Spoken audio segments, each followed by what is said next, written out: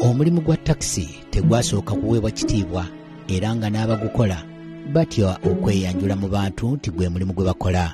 Ssaalongo Chris Sengooba yamyuka ssentebe wa Utoda kino akikkaatiriza nti balina okukisalira amagezi agawamu. Nga bwatuuka mu bantu atya n'okweyanjula byakola ki avuga taxi ne bwe twajja nga tunnyonnyola tulongoosa kati ekintu kiri open.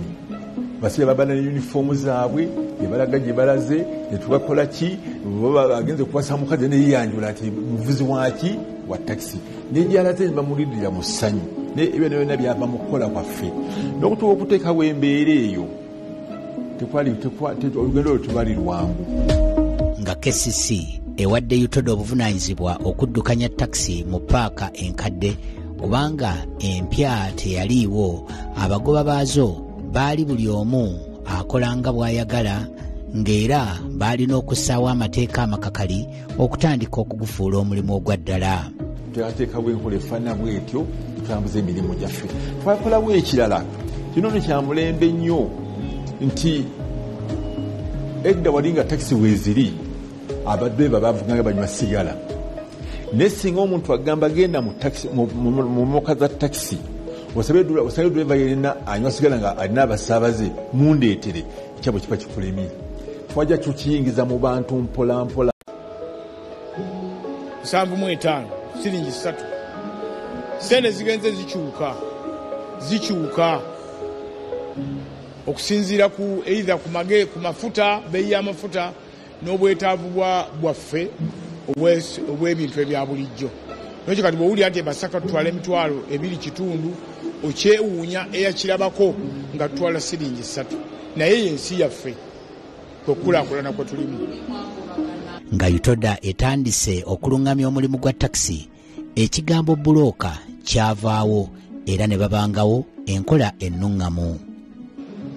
Bajjawo ekigambo bulooka olw'okubanga edda omulimu gwa taxi gwatwalibwanga ng'abantu abataasoma nga n'amakulu g'ebigambo situgamanyi, twogera bwogezi bulooka.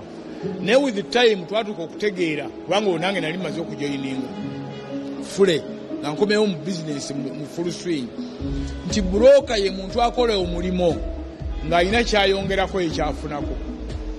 Kati ekigambo ekyo mu Utoda ne tukijjawo ne tukifuula gayidi, omuntu aliwo okulambika abasaabaze n'abakola nabo nti mmotoka bwenjireeta birungi nzize sebo gayidi nkole ntya nti oli namba 4 responsibility ye.